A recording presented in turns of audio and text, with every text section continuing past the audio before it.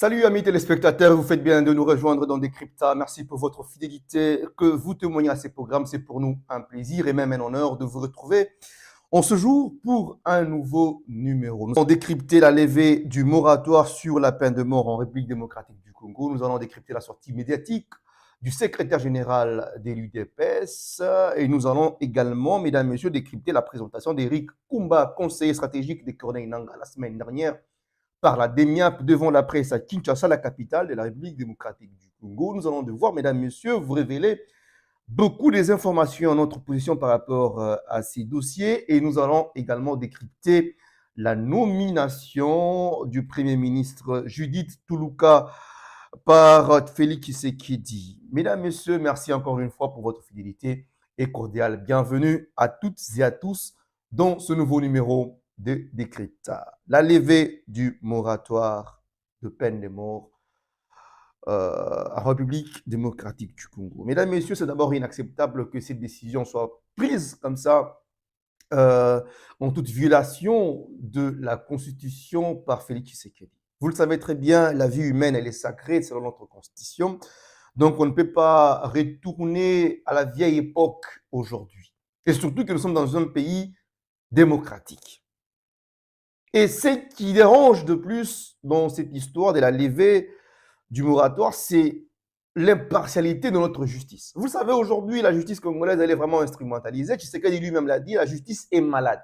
Donc, on ne peut pas aujourd'hui lever ce moratoire sur la peine de mort pendant que cette justice est malade. On va exécuter les innocents parce qu'il y a deux poids, deux mesures aujourd'hui. Si vous regardez comment est-ce qu'on gère les dossiers de proches du pouvoir et ceux de l'opposition, vous allez vous rendre compte qu'il y a deux poids, deux mesures. On va exécuter tous ces gens qui sont contre le pouvoir de Kinshasa. C'est ce qui va se passer.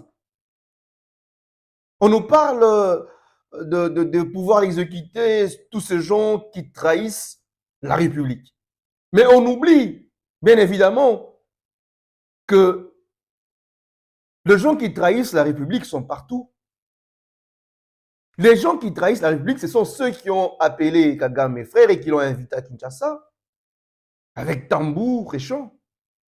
Ceux qui ont trahi la République sont ceux qui ont signé des contrats que le peuple congolais ne connaisse même pas avec le Rwanda. Ceux qui ont trahi la République, ce sont ceux qui ont invité le rebelle du M23, logé et nourri aux frais du contribuable congolais à Kinshasa pendant 14 mois. Ce n'est pas moi qui l'ai dit. Même Félix Tshisekedi a dit que c'était son ancien ministre ou premier ministre, ministre de l'Intérieur, Gilbert Kakonde, qui avait invité le rebelle à Kinshasa et logé. Pourquoi la justice n'interpelle pas Gilbert Kakonde? Pourquoi la justice n'interpelle pas tous ces gens qui ont pris soin de rebelles du M23 à Kinshasa? Il y a même des photos qui existent avec tous ces gens-là.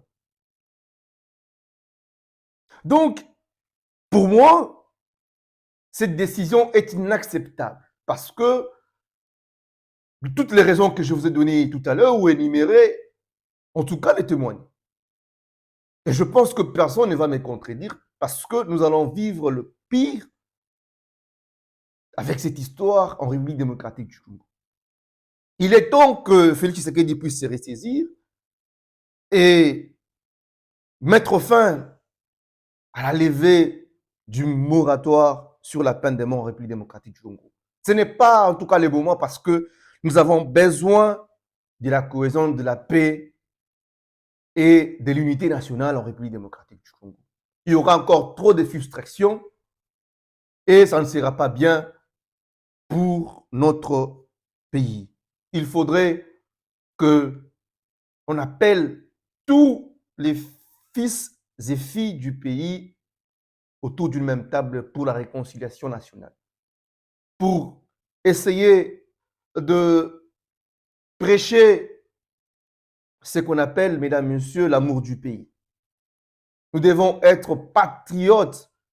Il faut décourager tous ces gens qui n'aiment pas le pays ou qui veulent combattre le pays par rapport, n'est-ce pas, à leur positionnement. Parlons à présent, mesdames, messieurs, de la sortie médiatique de Kabouya. C'est vrai, Kabouya a fait une sortie médiatique ratée, il faudrait le dire. Et cela, mesdames, messieurs, n'est pas venu de lui. Cette sortie médiatique est venue de Félix Tshisekedi. C'est Félix Tshisekedi qui a parlé en Kabouya. Et rappelez-vous bien, Kabouya fait des sorties médiatiques ratées à chaque fois qu'il rencontre Félix Tshisekedi. Après sa rencontre avec Félix Tshisekedi, le secrétaire général de l'UDPS fait des déclarations qui ne tiennent pas la route. Aujourd'hui, il accuse l'ex-président de la République, Joseph Kabila, d'être proche du M23 et il avait quitté le pays sans trace ou sans que le service ne soit informé.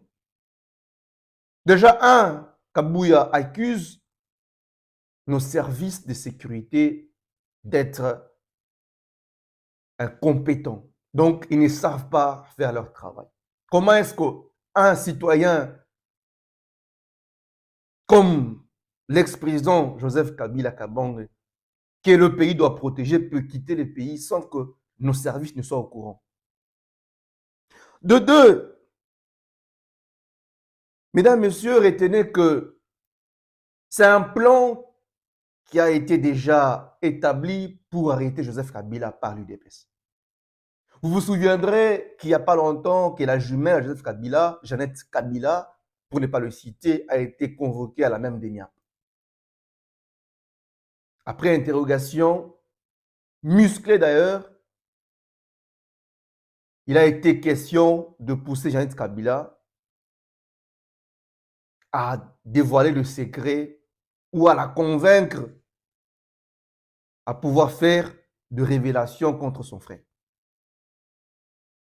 Mais ça a été sans succès parce que Kabila, à mon humble avis, ne peut pas être derrière les rebelles du M23 qu'il a défait, qu'il a chassé du pays en 2012. Vous vous souviendrez, le M23 n'existait plus parce que notre armée congolaise à l'époque, Joseph Kabila, avait défait ces rebelles. Comment se fait-il qu'aujourd'hui, parce que Kabila n'est pas au pouvoir, peut-il recourir à ce petit groupe de rebelles pour renverser Kinshasa? Comment cela peut être possible? Donc, c'est simplement, messieurs, dames, un plan de pouvoir arrêter Kabila qui est déjà planifié et qui sera exécuté dans les jours à venir. Mais ça reste vraiment à vérifier si ce plan va aboutir parce que Kabila n'est pas aussi le moindre. C'est d'abord un militaire. Et pour moi, ce plan de Félix Tshisekedi et l'UDPS de vouloir à tout prix arrêter Kabila, ça serait une erreur monumentale parce que Kabila ne se laissera pas faire. Plutôt. Il y aura le sang qui va couler. Kabila, c'est un militaire et Kabila a des hommes armés avec lui que le gouvernement congolais ne maîtrise pas. Déjà, s'il ne maîtrise pas comment est-ce que Kabila avait quitté le pays pour l'Afrique du Sud, je ne sais pas comment est-ce qu'ils vont maîtriser les hommes qui sont tout autour de Kabila. Et d'après mes informations, Kabila est déjà au pays, à Kachamata, sur la route Kasumbalesa. Mais pourquoi nos services ne se rendent pas là? C'est pas facile et évident de pénétrer et d'arrêter Kabila. Kabila ne vous a rien fait à part vous donner le pouvoir, mais assumez le pouvoir en question. Il ne faudrait pas aujourd'hui chercher à vouloir porter le chapeau de la guerre de l'Est à Kabila aujourd'hui parce que vous êtes incapable de gérer cette crise. Il ne faudrait pas aujourd'hui chercher toujours de bouc émissaire pour justifier votre incompétence, votre incapacité à résoudre le problème du Congolais. Monsieur, vous devez arrêter de distraire la population congolaise.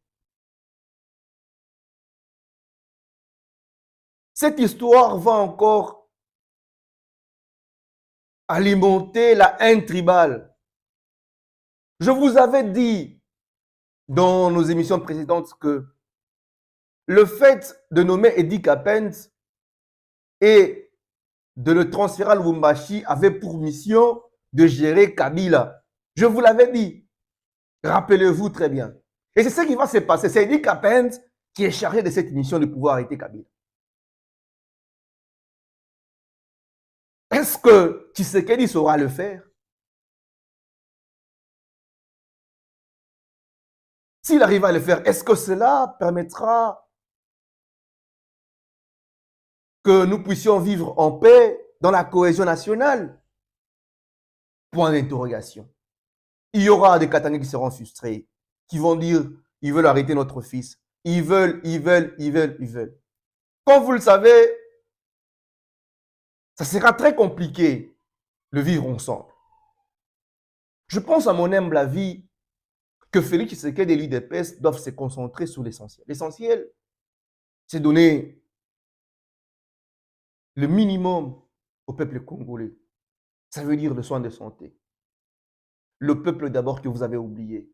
Ça veut dire que le peuple puisse se retrouver dans le social. Tout est cher maintenant au Congo. De Lubumbashi à Chikapa, tout est cher. De Kinshasa à Kasumbalesa, tout est cher. Nous avons besoin du social, que le peuple se retrouve, que le peuple mange suffisamment, se nourrisse suffisamment. Nous avons besoin aujourd'hui que l'accès à l'eau potable, à l'électricité soit total dans toutes les provinces, dans toutes les villes.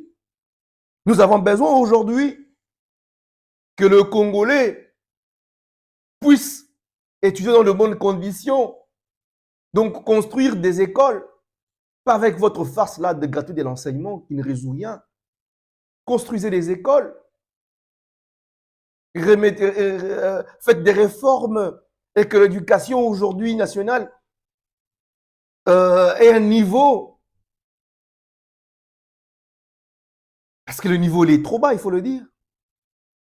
Faites des réformes, travaillez. Mettez-vous au travail au lieu de chercher des distractions inutiles. C'est un cinéma que vous voulez nous produire.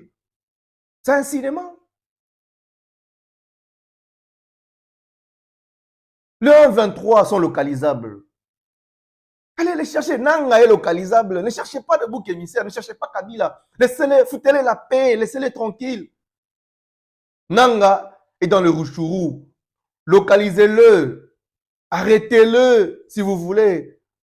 Le 1,23 sont à Bunagana, dans le Rutshuru et partout. Ils sont localisables. Qu'est-ce que vous attendez pour le ramener à Kinshasa et les juger? Pourquoi voulez-vous toujours créer des histoires qui ne tiennent pas la route? C'est de la pire distraction. Le peuple n'a pas besoin de ça. C'est depuis janvier que Félix Tshisekedi a prêté serment. Prenez même l'exemple du Sénégal. Dans moins d'une semaine, le Sénégal connaît déjà son Premier ministre et son gouvernement. Mais chez nous, ça fait 4 mois que vous avez nommé un Premier ministre qui est une dame. Là, elle tâtonne encore, Kabou, elle ramène chez la sainte Maman Marthe et tout ça. Mais finalement, qu'est-ce que vous faites? Vous perdez votre temps, messieurs. Ressaisissez-vous, travaillez pour l'intérêt du peuple. Le peuple n'a pas besoin de votre comédie. Laissez Kabila tranquille. Kabila ne vous a rien fait à part vous donner le pouvoir. Et tout le monde le sait. Alors travaillez pour le bien-être de la population congolaise. Donnez de l'emploi aux jeunes. Donnez la population congolaise, donnez-leur les hôpitaux.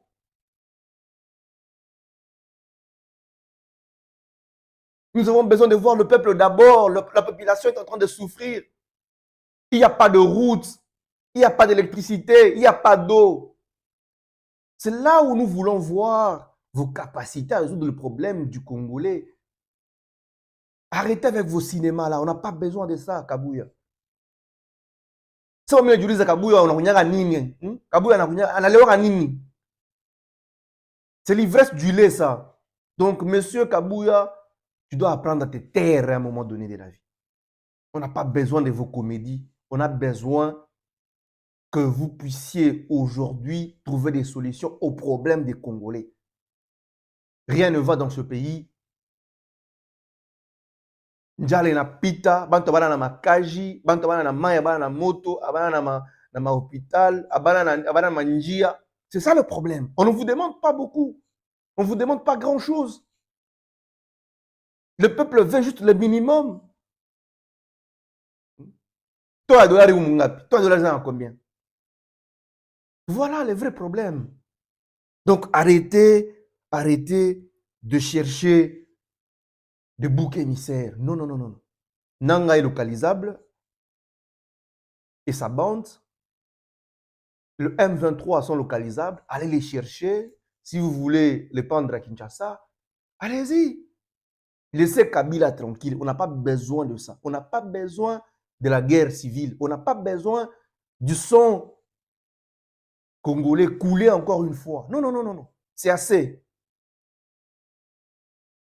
Laissez Kabila tranquille. Parce que tout porte à croire que ce dossier-là est vide. Vous appelez, vous arrêtez un Eric Kumbaki, vous lui dites des choses à dire. C'est la première fois que nous voyons, mesdames, messieurs, le service de renseignement militaire interroger quelqu'un ou un rebelle dans une salle VIP et en train d'être filmé. Et ce monsieur ne cite que les noms de ces gens qui dérangent le pouvoir. Imaginez-vous. Et on se pose la question, comment est-ce que le renseignement militaire peut-il enregistrer l'interrogatoire d'un monsieur qui est dans une affaire de haute sécurité avec beaucoup de légèreté et publier cela dans les réseaux sociaux ou dans la presse avec beaucoup de légèreté comme ça? Pourquoi vous n'avez pas filmé et diffusé et présenté devant la presse Salomon Escadela plutôt Kalonda, qui a été cité dans l'affaire d'un 23 d'après la justice congolaise? C'est la même DEMIAP qui avait arrêté Salomon. Pourquoi Salomon n'a pas été filmé comme Eric Kumba? Pourquoi François Beya n'a pas été filmé? Parce qu'il a été cité dans une affaire qui touchait à la sûreté de l'État. Pourquoi son interrogatoire n'a pas été filmé par la même DEMIAP et diffusé? Pourquoi Bisselele n'a pas été filmé et diffusé comme cela a été fait avec Eric Kumba? Comprenez que c'est une succession, n'est-ce pas, des idées qui fait en sorte qu'il y a un plan qui a été concocté par le pouvoir en place pour nuire à Kabila, tout simplement. Tout simplement. Donc, la DEMIAP doit faire son travail comme il se doit. Cette DEMIAP est dans le mauvais dossier du pays. On doit vous rappeler ici que c'est à la DEMIAP où Chéribin a été tué. Pourquoi dans l'affaire de Chéribin Okende, la DEMIAP plutôt n'a jamais interrogé et interpellé Christian Tshisekedi qui a été cité plusieurs fois dans l'affaire de la mort ou de l'assassinat de Chéribin Okende? Parce que c'est le frère de Félix Tshisekedi. Pourquoi vous interpellez les gens qui sont cités dans les affaires? Vous voulez qu'on interpelle tous ces gens qui sont cités par Eric Kumba, mais vous n'interpellez pas Christian Tshisekedi qui est cité plusieurs fois dans l'affaire du meurtre ou de l'assassinat de Chéribin Okende. Et c'est avec cette justice-là qu'aujourd'hui, vous avez établi la peine de mort en République démocratique du Congo. Qu'on se le dise. Cette affaire, c'est une pièce de théâtre tout simplement. C'est une affaire montée de toutes pièces par le pouvoir de Tshisekedi pour arrêter Joseph Kabila Kabange. C'est tout simplement ça. Et les gens du peuple, pardon, vous continuez à faire vos communiqués sur papier, là, nous dénonçons, nous dénonçons. Félix ne va jamais vous suivre dans ça. Félix se retrouve à un niveau où il ne sait quoi faire pour le peuple congolais. Charge inapita. Pour dire vrai, charge inapita. Aujourd'hui, le président de la République est introuvable, imaginez-vous. Donc, on a voyagé tout pour une destination inconnue et personne ne sait où est Félix Tshisekedi. D'après nos sources, le monsieur est allé au soleil en vacances. Cependant, le pays n'a pas de gouvernement, le pays est en guerre, rien ne va dans le pays, la souffrance a atteint un niveau inexplicable, mais Félix Tshisekedi se permet de prendre les vacances dans l'Amérique du Nord avec sa femme, en buvant champagne, tranquillement, comme si rien n'était dans son pays. Et les gens nous parlent de la nomination de Judith Tuluka, où c'est vraiment une brave femme qui a travaillé en Europe. Monsieur, c'est tout simplement une nomination populiste. Félix veut copier la France de Macron parce que Macron avait nommé une dame comme Premier ministre qui était une première dans la politique française. Et c'est ce que Félix Tshisekedi aussi a voulu faire plus tôt. Il a implémenté ça en République démocratique du Congo. Et on dit non, c'est une première fois depuis l'histoire que nous avons un Premier ministre femme. Mais ne la réduisez pas en étant femme. Aujourd'hui, le monde a déjà évolué. Une femme est capable de faire tout ce que l'homme fait, de travailler comme un homme, bien sûr, parce qu'elle a étudié. Les femmes étudient aujourd'hui. Mais qu'est-ce que le Congolais peut attendre de ces dames? Mais rien.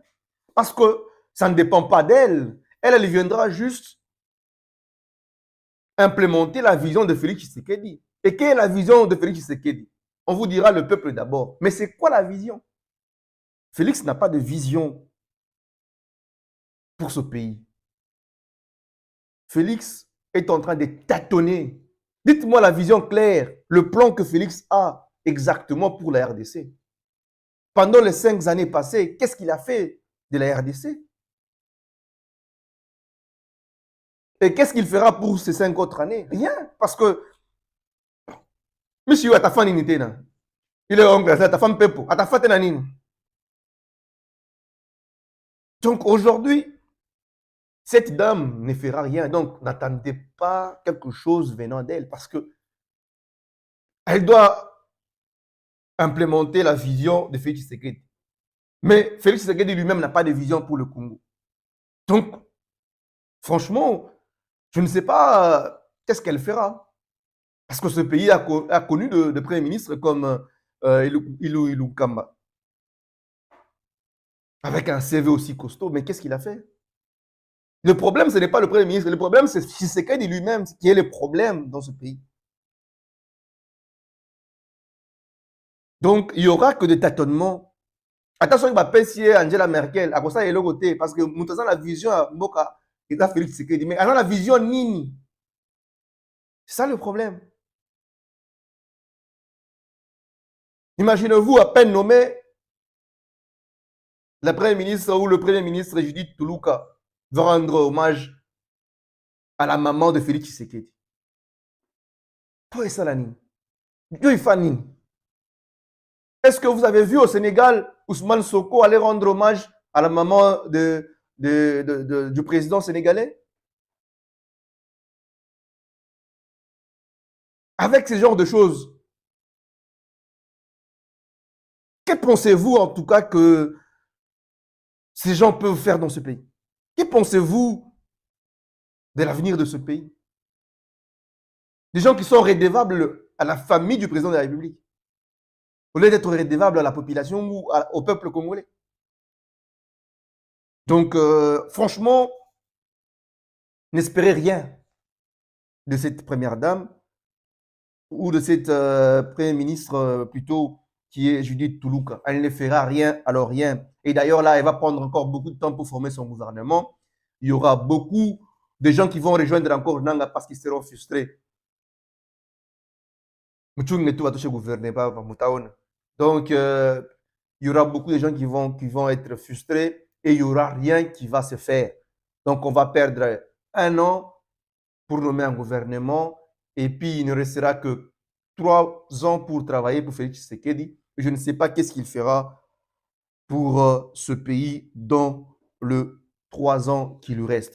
Mesdames, Messieurs, c'est donc la fin de cette émission. Merci à toutes et à tous de nous avoir suivis. On se retrouve très très prochainement pour un nouveau numéro. D'ici là, portez-vous bien. Au revoir et à très bientôt. Bye bye.